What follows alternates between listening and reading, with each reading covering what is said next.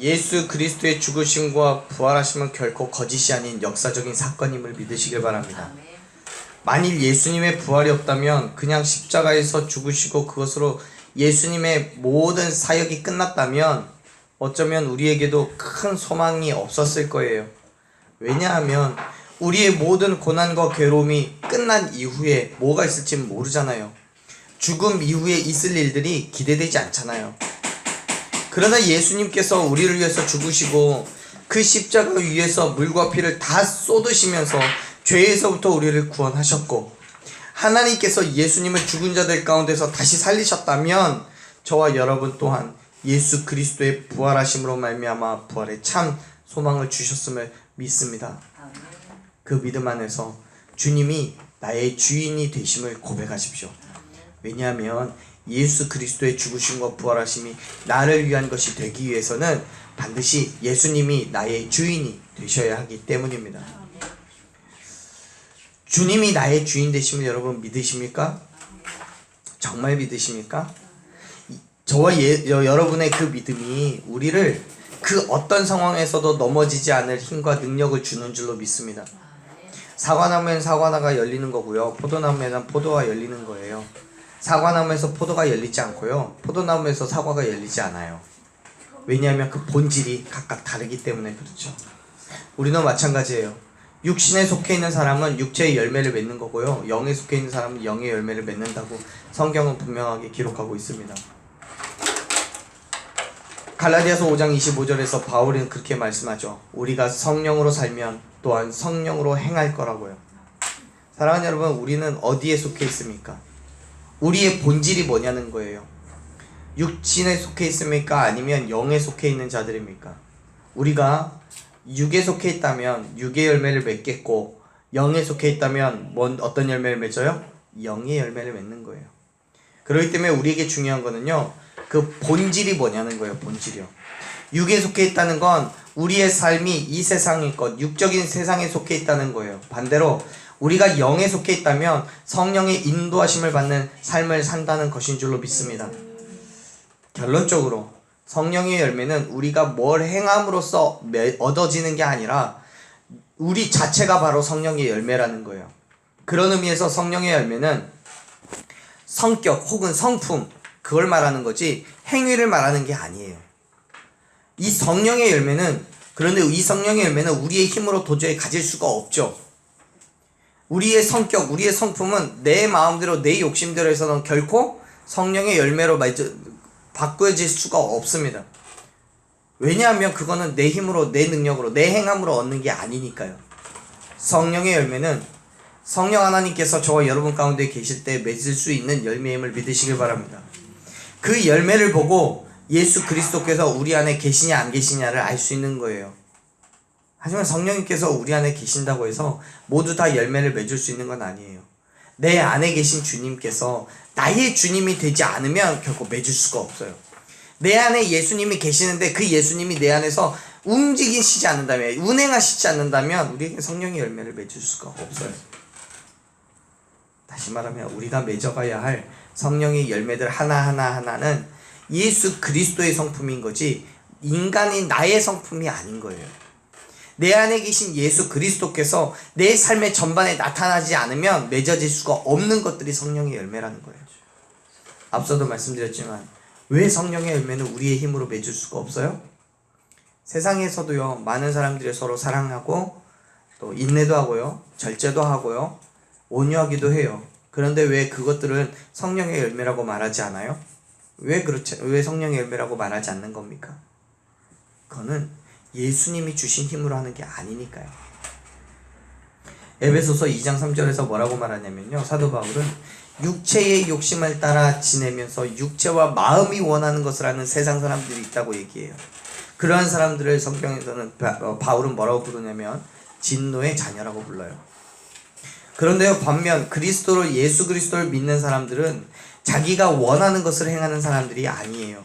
갈라디아서 5장 24절에서 말씀하고 있는 것처럼 예수 그리스도의 사람들은 우리의 육체와 함께 정욕과 탐심을 어디에 못 박아요? 십자가에 못 박았기 때문에 이제는 철저하게 나를 죽이고 예수 그리스도의 행함을 그대로 살아가는 사람이 바로 예수 그리스도의 사람들인 줄로 믿으시길 바랍니다. 그것이 주님이 나의 주인 되심이에요. 우리 한번 따라해 보시죠. 주님이 나의 주인이십니다. 주님이 나의 주인이십니다. 다시 한번요. 주님이 나의 주인이십니다. 주님이 나의 주인이십니다. 진정한 나의 고백이 되길 소망합니다. 이 고백이요, 저와 여러분의 삶을 바꾸는 거예요. 요한복음 20장 마지막에 도마에게 나타난 그 사건이 바로 이 주인 되심에 대한 이야기인 거죠. 예수님께서 부활하시고 제자들에게 나타나셨어요. 첫 번째 나타나셨어요. 그런데 부활하신 예수님께서 제자들과 교제를 나누는 그 자리에 빠진 사람이 있었습니다. 누구요? 도마요. 도마라는 사람이 빠졌어요. 왜 빠졌는지는 모르겠어요. 근데 그 예수님과 교제했던 그 시간들이 지나가고 제자들만 남아있을 때 도마가 왔어요. 예수님을 만났다는 제자들의 말을 도마는 도무지 믿을 수가 없어요. 왜요? 인간적인 생각으로는, 과학적으로는 부활이라는 것은 있을 수가 없기 때문인 거죠. 도마가 예수님의 부활을 전하는 그런 다른 제자들의 말을 믿지 못하는 것도 당연해요. 뭐 2000년 전에만 그랬겠어요? 오늘날에도요, 절대 믿을 수가 없는 사건 중에 하나인 거예요. 있을 수 없는 일이에요. 물론 아무리 예수님께서 십자가에서 고난당하시기 전에 3차례에 걸쳐서 제자들에게 당신이 십자가에서 고난받으시고 죽으시고 부활하실 거라는 사실에 대해서 이야기하셨어요. 하지만요, 그건 정말 말씀인 거고 실제로 그 일이 일어날 거라고는 도마는 생각하지 못하고 있는 거예요. 한 번도 본 적도 없고 들어본 적도 없었던 그런 사건이에요. 그런데 따지고 보면 본래 도마가 예수님의 말씀에 그렇게 의심했던 그런 사람은 아니에요. 무한한 신뢰를 가지고 있었던 사람이에요. 자, 요한복음 11장 16절을 보면 나사로가 병들어 죽었을 때 나사로의 누이들인 마리아와 마르다가 예수님께 이곳에 오셔서 나사로를 살려달라고 요청을 합니다. 그때 다른 제자들은 뭐라고 하냐면 그곳에, 나사로가 병들어 있는 그곳에 예수님께서 가시면 안 된다고 얘기해요. 왜냐하면 예수님이 오시자마자 돌로 쳐 죽이려고 하는 유대인들이 있었기 때문에 그래요. 말려요. 그런데 그 자리에서 도마가 뭐라고 얘기하냐면 오히려 다른 제자들에게 강력하게 요청을 해요. 예수님이 가시는 그 길에 우리도 같이 죽으러 가자, 그렇게 얘기를 해요.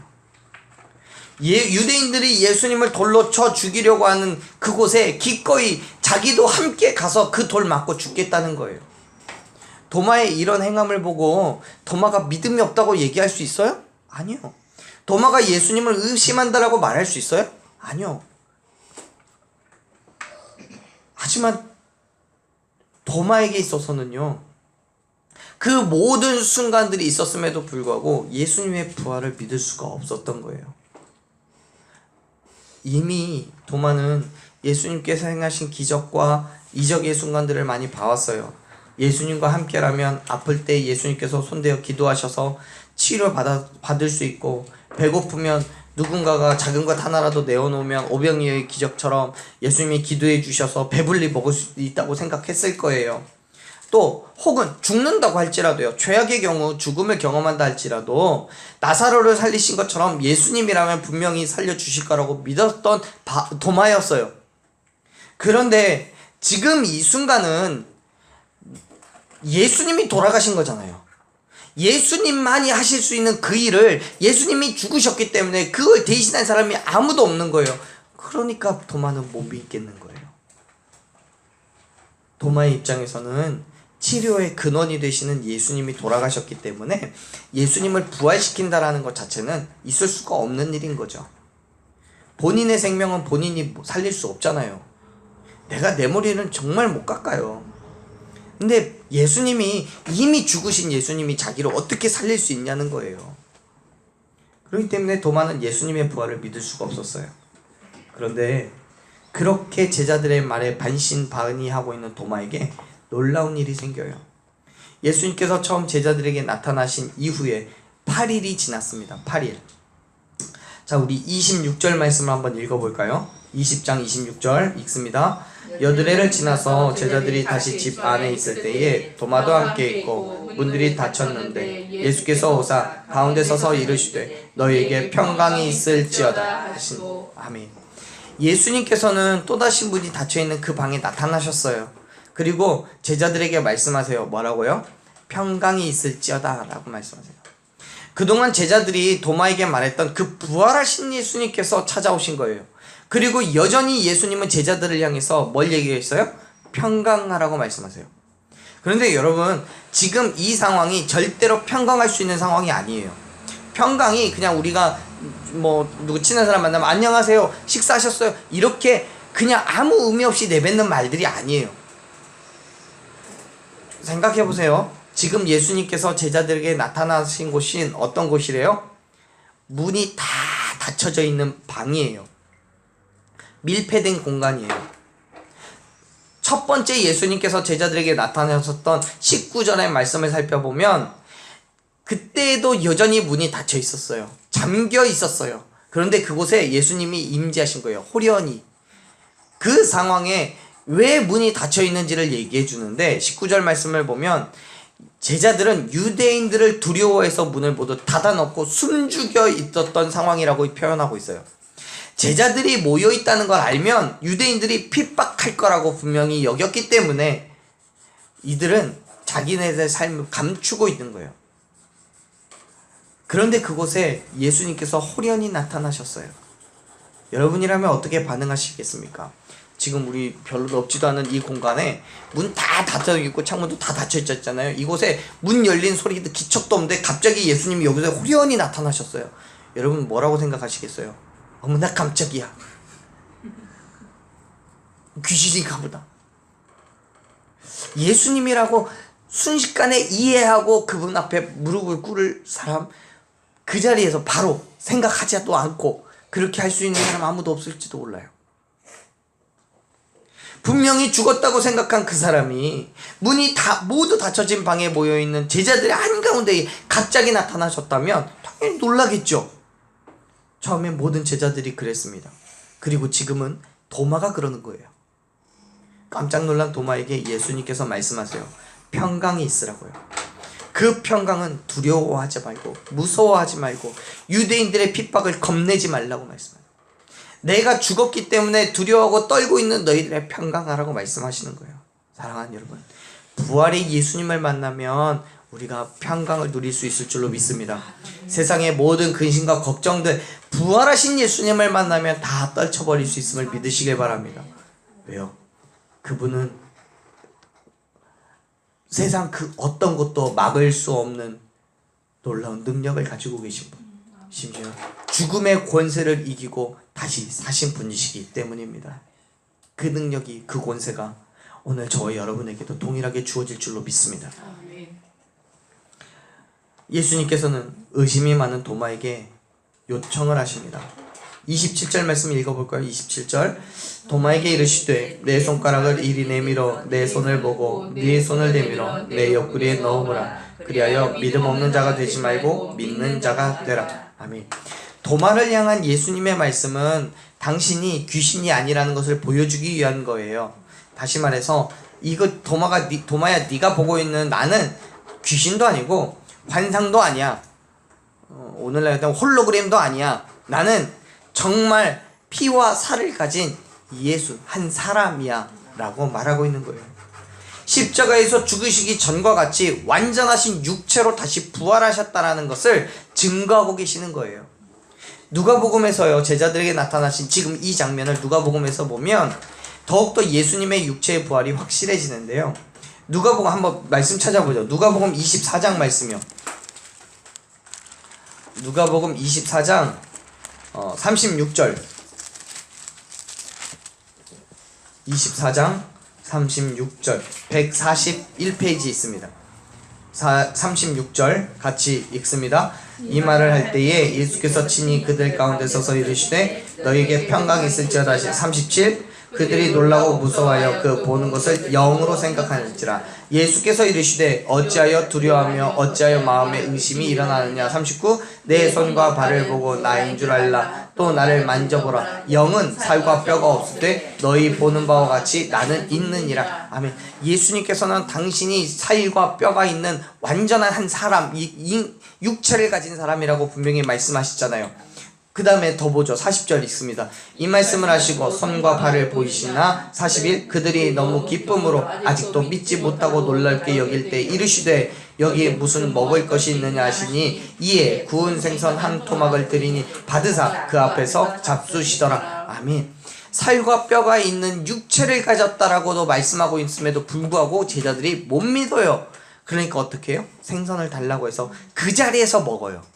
그 자리에서 드시는 거예요. 43절 굳이 안 써도 되는 43절의 말씀을 굳이 써놨잖아요. 그 앞에서 잡수신다고요. 그럼 예수님은 저와 여러분과 같이 육체를 가진 인간의 몸으로 다시 부활하셨음을 믿으시길 바랍니다. 예수님은 도마를 제외한 10명의 제자들에게 당신의 육체를 보이시면서 만져보기도 하셨고 심지어 그들이 먹는 음식을 함께 드시기도 하셨습니다. 사랑하는 여러분, 예수님의 육체의 부활을 믿으십니까? 영의 부활이 아니라, 영의 부활만이 아니라 확실하게 지금 저와 여러분과 같은 육체의 부활을 믿으십니까? 여러분, 십자가에서 죽은 사람은요 셀 수 없이 많아요. 수천 명, 수만 명이 십자가에서 죽었어요. 하지만 그 위에서 부활한 사람은 세상에 단 한 사람밖에 없습니다. 그 사람이 누구예요? 예수 그리스도요. 그분이 십자가 위에서 죽음 가운데 부활하셨기 때문에 그분을 우리가 누구라고 인정할 수 있는 거예요? 하나님의 아들로 인정할 수 있는 거예요. 믿으시길 바랍니다. 예수님께서 부활하셨기 때문에 하나님의 아들됨을 당신 스스로를 증명하고 있는 줄로 믿습니다. 사도행전 2장 36절에서 베드로가 유대인들에게 그렇게 말해요. 너희가 십자가에 못 박은 이 예수, 나사렛에서 태어난 예수를 하나님께서 부활하게 하셔서 주와 그리스도가 되게 하셨다고. 못 박았을 그 당시에는, 나사렛에서 태어났을 그 당시에는, 정말 죽음에 이르렀을 그때에는 이 사람이 정말 하나님의 아들이냐 그렇지 않느냐로 논쟁을 할 수도 있겠지만, 부활의 예수님을 만났을 때는 더 이상의 그 논쟁은 불필요한 것이 되어버리고 말았어요. 왜요? 부활하심으로 말미암아 하나님의 아들됨을 증거하셨으니까요. 그 부활을 믿으시길 바랍니다. 주와 그리스도가 되게 하셨다라는 베드로의 말에는 이 주라는 단어는 헬라어로 퀴리오스라고 합니다. 힘이 있는, 권세가 있는, 권한을 부여받은 이런 뜻을 가진 단어예요. 여기서 힘이라는 건 물리적인 힘이 아니라 지배력을 말합니다. 다시 말하면 예수님을 하나님께서 부활하게 하심으로 말미암아 주가 되게 하셨는데 그 주는 하나님의 권세를 부여받았다는 거예요. 이 땅과 사람들과 모든 피조물들을 다스릴 수 있는 지배의 권한을 부여받았다는 거예요. 예수님이 부활하심으로 말미암아 저와 여러분을 지배하고 법적으로 보호할 수 있는 그런 존재가 되었다는 거죠. 요한복음 20장 28절에서 도마가 고백하고 있는 것도 마찬가지예요. 자, 28절 말씀 한번 읽어볼까요? 요한복음 20장 28절입니다. 도마가 대답하여 이르되 나의 주님이시오 나의 하나님이시니이다. 아멘. 도마가 부활하신 예수님을 만난 이후에 뭐라고 고백해요? 주님이 나의 주인이라고 고백해요. 여기에서 말하는 그 주도 같은 단어예요. 퀴리오스요. 사랑하는 여러분, 우리가, 저와 여러분이 부활하신 예수님을 만나고 그분을 나의 주님으로 인정하고 그분의 앞에 우리의 삶을 내어놓고 굴복할 때 주님은 저와 여러분을 완전하게 지배하실 수 있음을 믿으시길 바랍니다. 그 지배는 우리를 속박하고 억압하는 지배가 아니에요. 오히려 우리를 자유하게 하는 지배임을 믿습니다. 왜요? 그분이 우리의 모든 것을 책임져 주시기 때문에요. 믿으시죠? 그래서 요한복음 8장 32절에서 예수님이 뭐라고 하시냐면 예수님의 제자가 되면 진리를 알게 되고 그 진리가 우리를 자유롭게 할 거라고 말씀하고 있는 거예요. 할렐루야. 예수님이 우리를 자유하게 하심을 믿으시기 바랍니다. 부활하신 예수님을 만남으로 말미암아 우리의 질병도, 육체의 고난도, 걱정도, 근심도 다 사라져 버렸기 때문에 정말 주님이 저와 여러분에게 평강을 주셨기 때문에 우리가 자유로울 수밖에 없는 거예요. 믿으시기 바랍니다. 지금 예수님께서 제자들에게 그리고 도마에게 평강하라고 말씀하시는 거는 지금 그들의 상황이 평강할 수 있는 상황이 때기 때문에가 아니에요. 그들의 환경은 그 어느 때보다도 여유롭고 풍요로워졌기 때문이 아니에요. 삶을 보면 힘들고 어려워요. 다른 사람들의 눈치도 봐야 되고 핍박이 무서워서 창문도 딱 가려놓고 들어오지 못하도록 해야 돼요. 사람들을 피해 다녀야 되고 유대인들의 핍박을 고스란히 삶으로 견뎌내야 돼요. 그게 삶이 풍요로워지는 게 절대로 아니잖아요. 하지만 그들이 부활하신 예수님을 만남으로 인하여서 그들에게 진정한 자유가 주어졌음을 믿으시길 바랍니다. 예수님의 평강하라는 말씀은 너희가 부활하신 예수를 만났기 때문에, 부활한 나를 만났기 때문에 그 안에서 자유를 누리게 될 거라는 분명한 예언적인 선포인 거예요. 사랑하는 여러분, 부활의 주님이 저와 여러분의 주인이 되셨을 때 진정한 자유가 주어짐을 믿습니다. 내가 이 부활의 예수님을 만났을 때 진정한 자유가 이 땅의 모든 결박된 것을 끊어내고 사망의 권세를 물리치고 이기고 승리하게 될 줄로 믿습니다. 그게 부활의 주님이 우리에게 주시는 은혜인 거예요. 죽음의 권세를 이기시고 부활하신 예수님이 나의 주인이시기 때문에 나의 주인이 나의 질병도 치료해 주시는 거고, 나의 주인이 내 환경의 문제도 해결해 주시는 거고요. 나의 주인이 내 모든 아픔과 괴로움도 회복시켜 주시는 거예요. 그렇기 때문에요, 예수님을 나의 주인으로 인정하십시오. 주님을 나의 주인으로 고백하십시오. 그때 우리에게 역사가 일어나는 줄로 믿습니다. 사랑하는 여러분, 여러분은 예수님의 부활을 어떻게 해야 믿을 수 있겠습니까? 예수님께서 지금 이 자리에 육신을 입고 임재하신다면 여러분은 어떻게 하실 수 있겠습니까? 예수님은 말씀하시죠. 보지 않아도 믿는 것이 복되다고요. 29절을 말씀해서 한번 같이 읽어보죠. 29절. 예수께서 이르시되 너는 나를 본고로 믿느냐, 믿다고 믿는 자들은 복되도다 하시니라. 아멘. 사랑하는 여러분, 저는 저와 여러분 또한 도마와 같이 예수님께서 나의 주님 되시기를 고백하기를 소망합니다. 그런데 도마처럼 봐야만 믿는 게 아니라 보지 않아도 믿어지기를 축복합니다. 그게 복이 있는 거예요. 정말 재밌는 건요, 성경의 말씀을 보면 예수님께서 믿음이 없는 도마에게 예수님께서 네 손으로 내 손의 못자국을 찔러봐라, 옆구리 창자국을 만져봐라 말씀하시지만 도마가 그렇게 했어요, 안 했어요? 할게요, 안 할게요? 안 했어요. 진짜 예수님께서 말씀하신 것처럼 그 손에 찔러보지 않았고요, 옆구리 창자국 만져보지 않았어요. 예수님께서 자신의 눈앞에 서 있는 그 자체로 믿어버린 거예요. 사랑하는 여러분, 저와 여러분은 그것조차 없어도 믿어지기를 간절히 소망합니다. 그게 복이 있는 거예요. 보지 않았어도 믿기 위해서는 머리로 계산해서 아는 게 아니에요.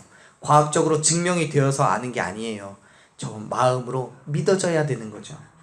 사람들은요, 봐야 믿어요. 보지 않고는 믿지 않겠다라고 얘기해요. 아니요, 믿을 수가 없는 거예요. 그래서 항상 말해요. 뭐라고 하냐면 지금 내가 기도하는 이 문제가 해결되면 믿겠다고 얘기해요. 아니면 하나님을 보여달라고요. 그러면 믿겠다고요. 그런데 예수님께서는 뭐라고 말씀하세요? 보지 않고 믿는 게 복이 있다고요. 구약에서부터 신약에 이르기까지 성경 곳곳에서 말씀하고 있는 게 뭐냐면 하나님의 말씀을 믿고 순종하면 역사하신다는 거예요. 절대로 하나님께서는 역사하시는 것을 보고 믿으라고 말하지 않아요. 왜요? 그렇게 해서 믿으라고 한다면 누구라도 다 믿어요. 예수님의 부활, 예수님을 전도할 때 예수님의 부활하신 예수님을 그들 눈앞에 예수님 손잡고 와서 이분이 예수님인데 부활하셨어, 엊그저께 여기 못자국 봐봐, 창자국 봐봐, 이렇게 해서 믿으라고 하면 누가 못 믿겠어요? 다 믿죠. 예수님께서 3년 동안의 사역하시면서 누군가를 치료하실 때 그냥 치료하신 적이 없어요. 모두 믿음을 보고 치료하셨어요. 나은 줄로 믿으라고 말씀하셨어요. 사랑하는 여러분, 예수 그리스도께서 죽으시고 부활하셨음을 믿는 그 믿음이 저와 여러분을 사망에서부터 생명으로 옮겨주실 줄로 믿으시길 바랍니다. 아멘. 사도 요한은요 31절에서 이렇게 얘기를 해요. 31절 말씀 한번 읽어볼까요? 오직 이것을 기록함은 너희로 예수께서 하나님의 아들 그리스도이심을 믿게 하려 하며 또 너희로 믿고 그 이름을 힘입어 생명을 얻게 하려 함이니라. 아멘. 부활하신 예수님은 2000년 전에 부활하셨고 다시 죽으신 게 아니에요. 그랬다면 그걸 부활이라고 말하지 않죠. 그 당시에 부활하신 예수님께서는요, 지금도 여전히 살아계십니다. 그리고 지금 저와 여러분과 함께 계시는 줄로 믿습니다. 그 주님을 믿는 거예요. 그 주님을 믿음으로 말미암아 우리의 모든 정욕과 탐심을 예수 십자가에 못 박았을 때 고린도서 4장 7절 9절의 말씀처럼 우겨쌈을 당하여도 쌓이지 않는 거고요. 답답한 일을 당해도 낙심하지 않는 거예요. 박해를 받아도 버림받지 않는 거예요. 그 모든 비결이 예수 그리스도의 죽으심과 부활하심을 믿는 그 믿음 안에 있음을 여러분 믿으시길 바랍니다. 바울은 그렇게 고백하잖아요. 이 부활하신 예수님을 만난 이후에 자기는 일체의 자족함을 배웠노라고요. 사랑하는 여러분, 오늘 여러분은 무엇을 믿기를 소망하십니까? 여러분은 예수님께서, 부활하신 예수님이 여러분의 무엇이 되기를 원하십니까? 예수님이 우리의 그냥 좋은 은행의 은행 지점장 정도로만 생각하지 마십시오. 예수님은 우리의 생명을 살리시는 분이십니다. 저와 여러분이 예수님을 진정한 나의 주인으로 인정하기를 소망합니다. 예수님은 우리 교회의 진정한 머리로 인정하기를 원합니다. 예수님이 저와 여러분의 단 하나밖에 없는 진정한 주인이 되실 줄로 믿습니다. 우리 한번 따라해 보시죠. 예수님의 부활을 믿습니다. 예수님의 부활을 믿습니다. 예수님이 진짜 나의 주인입니다. 예수님이 진짜 나의 주인이십니다. 이 세상의 그 어떤 것도 나의 주인이 될 수 없어요. 세상의 그 어떤 환경도, 물질도, 자녀도, 남편도, 아내도, 그 누구도 나의 주인이 될 수 없어요. 오직 예수 그리스도만이 나의 주인이심을 고백하는 저와 여러분 되기를 축원합니다. 내 삶도요. 내 삶도 내가 주인이 아니에요. 부활의 주님이 나의 주인이 되심을 고백하십시오. 죽음을 이기시고 부활하신 예수님이 나의 주인이 되신다면 진정한 평강이 주어질 줄로 믿습니다. 사도들도요, 또 바울도요, 그 부활의 주님을 만났기 때문에 목숨을 걸고 세상 곳곳에 예수님을 증거하러 다니는 거예요. 여러분, 제자들이요, 부활하신 예수님을 증거하러 다니기 전에, 그러니까 사도로서의 사명을 다 감당하기 전에 그들이 어땠어요? 예수님께서 십자가에 못 박히시는 그 장면을 보고 뿔뿔이 흩어졌어요. 더 이상 예수는 없구나. 더 이상 그리스도라는 그 믿음은 우리에겐 존재하지 않는구나. 하지만 부활의 예수님을 만났을 때 다시 모였어요. 부활의 예수님을 만났을 때 그들은 힘을 다해서 세상 가운데 부활의 주님을 증거하러 다닌 줄로 믿습니다. 저와 여러분이 그 증인된 삶을 살아야 되는 거예요. 빌립보서 4장 7절에서 말씀합니다. 모든 지각에 뛰어난 하나님의 평강이 그리스도 예수 안에서 너희 마음과 생각을 지킬 거라고요. 어디 안에서요? 그리스도 예수 안에서요. 예수님께서 우리의 진정한 주인이 되실 때에 하나님의 평강이 저와 여러분에게 주어질 줄로 믿습니다. 여전히 세상은 우리를 핍박하고, 여전히 세상은 우리의 목숨을 취하려고 하겠고, 여전히 우리는 가난하고, 여전히 우리는 육체의 질병이 있지만, 이 부활의 예수님을 만났을 때 우리는 평강을 누릴 수 있음을 믿으시길 바랍니다. 예수님께서 우리의 진정한 주인이 되셨을 때 하나님의 평강이 저와 여러분에게 주어질 줄로 믿습니다. 오늘은요, 예수님의 부활을 기념하는 부활 주일입니다. 예수님의 부활은 부활로서만 의미가 있는 게 아니에요. 부활하셨다 하고 끝나버리는 게 아니에요.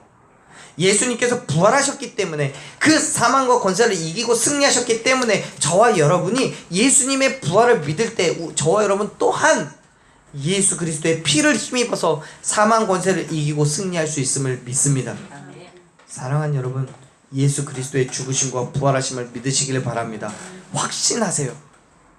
내 안에 내가 죽고 예수 그리스도로 다시 살아나는 진정한 부활이 저와 여러분 가운데 있기를 간절히 축원합니다. 그렇게 되기 위해서는요, 내가 먼저 죽어야 돼요. 갈라디아서에서 사도 바울이 고백한 것처럼 내가 십자가에서 죽어야 내 안에서 예수 그리스도가 살아서 역사하는 거예요. 그것이 예수님이 주인된 삶을 살아가는 것임을 믿습니다. 말씀의 처음에 성령의 열매를 얘기했죠. 성령의 열매를 맺기 위해서는 내가 죽어야 되는 거예요. 그래야 내 안에 예수님이 살아서 그 열매를 맺어가실 거잖아요. 여러분 힘들어 죽겠다, 배고파 죽겠다, 너 때문에 죽겠다, 나 때문에 죽겠다, 그러지 마세요. 우리가 죽어야 되는 거는 오직 내 안에서 내가 죽어야 되는 거예요. 그래야 예수님이 사시는 거예요. 그래야 주님이 나의 주인이 되실 수 있음을 믿으시길 바랍니다. 사랑하는 여러분, 저와 여러분이 죽고요, 오직 내 안에 예수가 살아서 역사하는 온전한 주님이 주인된 삶을 결단하는 오늘이, 그리고 우리의 매일매일의 그 믿음의 삶이 되기를 간절히 축원합니다.